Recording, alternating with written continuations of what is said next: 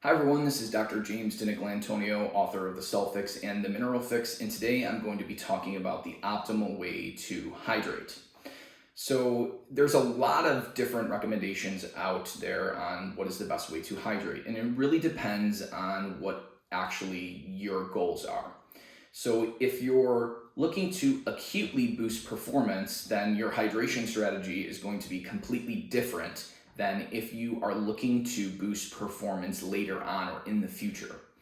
So, for example, if you aren't looking to acutely boost performance, but you're looking to boost performance later on, then the best way to hydrate would simply be to drink when you're thirsty. It turns out that when you do that, you actually become mildly dehydrated.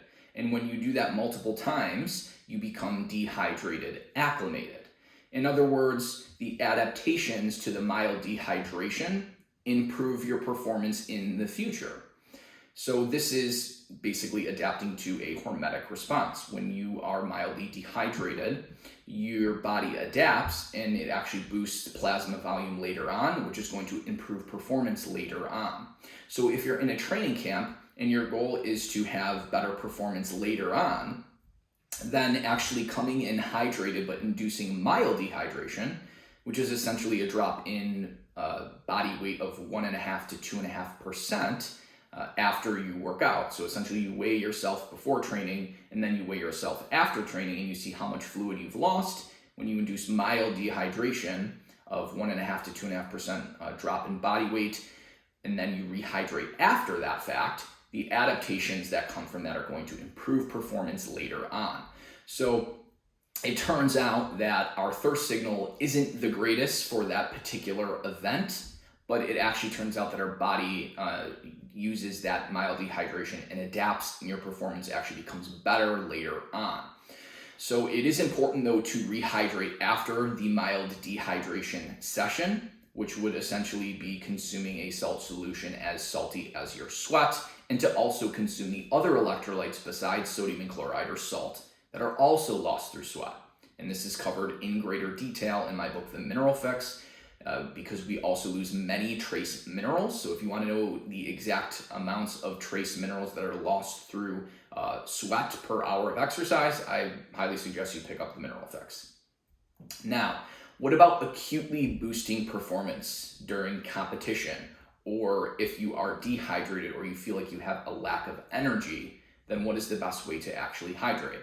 Well, the studies show that actually preloading prior to exercise or competition with salt and water, and even adding something called glycine, will dramatically improve performance. Now, this has been shown in studies looking at vigorous exercise in the heat, at normal temperatures, moderate intensity exercise in the heat, and probably moderate intensity exercise at cool temperatures, particularly if it is prolonged. So the studies show that essentially preloading with salt and water starting 90 to 105 minutes prior to competition will dramatically improve performance. So to give you an example, prior to vigorous exercise in the heat, preloading with salt and water has been shown to increase the duration of exercise by about 21 minutes. Now that's about 20 times more than any other type of pre-workout supplement has ever been shown to improve. So most things like beta-alanine or beetroot juice can increase the duration of exercise by about 1 minute, whereas salt solutions, at least prior to vigorous exercise in the heat, can boost performance and exercise duration by 21 minutes. So far better than any type of supplement out on the market. And even vigorous exercise at normal temperatures, those types of solutions have been shown to increase exercise duration by 6 minutes. So that's a huge benefit.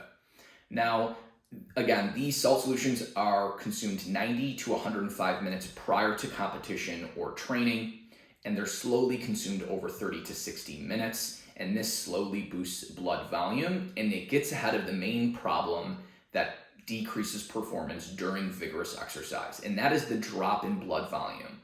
Essentially, there is an 8 to 10% drop in blood volume within 5 to 15 minutes of vigorous exercise, and that dramatically inhibits performance. And the reason why this occurs is when you start vigorously exercising, the blood in your arteries gets pushed to the skeletal muscle, and this reduces blood flow to the heart, increases oxygen demand on the heart, increases heart rate, drops cardiac output, and this reduces performance because you have competition of blood flow between the heart and the skeletal muscle, and then as you actually exercise longer, core body temperature increases, and you have further competition for blood flow because blood is now going to the skin to dissipate heat. So by boosting blood volume and getting ahead of the problem with salt and water prior to exercise, that can dramatically improve performance. So again, the strategies for hydrating are different depending on what you're looking to do. If you're looking to boost performance later on, then simply drinking to thirst when you're training is going to lead to dehydration acclimation.